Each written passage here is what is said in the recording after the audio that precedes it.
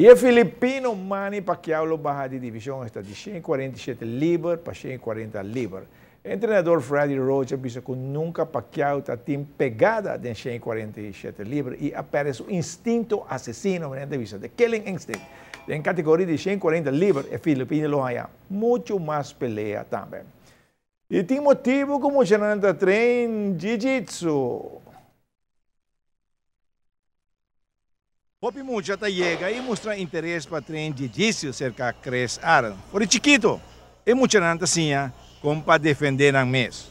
O grupo cresce, ainda não tem diferença entre o Muchanang que é novo e o Muchanang que é mais avançado. Mas maneira que tiki-tiki, o Muchanang novo não avançar, acaba vai ter um grupo grande. Tem grupo grande, tinha outro instrutor de trago, não? Sim, sempre estava a mim junto com o Abdullah, tá dando aliás de Muchanang, então não sei que era dois até o que ainda. Mirando interesse e perguntando de Muchanang também, hobby de lá, de cerca de pessoa? Sim, hobby Muchanang tá lá, coisa para YouTube, coisa para internet, que quando nada bem ponto. Para nós tá hobby básico e a nós tá enforçado de lo que nós tá sim aqui na jiu-jitsu, se nós tem que prática também. É básico você stress hobby riba não? Sim, eigenlijk met de stretch hobby, maar neem het é básico que quando se moet je hobby bom fundation, sempre para belt op riba Jamie. Vergelijken com cas. Se caso tem fundation bom trabalhar, sempre vou para aqui que tá riba fundation aí. Então nós tá belt op fundation hobby bom para mim.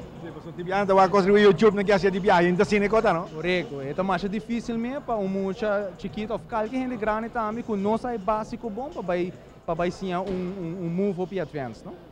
O hobby maior tá sinta o que praticar o. Temos hobby positivo também, não?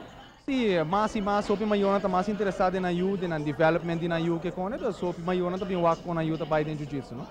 Mas também pode sentir bom agora, não? Pessoal, não tá mira, o que está passando que coisa de treino na ajuda vai, não? Sim, claro, não, de agora não tá o também com ajuda com na development na ajuda vai, não? Não tá o que life agora, não? Bom, sei que muito não gusta treino jiu-jitsu. Ronnie dushi sport para treino para saco para defender bom mês também. Não sei se parte bom de dia. Foi chiquito para tinha considerado dia. Seguro que sim, deporte hopi gusta e para a televisão está de arte marcial hopi aí acaba ele vira famoso hopi seguro MMA. Então, se não está praticando seguro.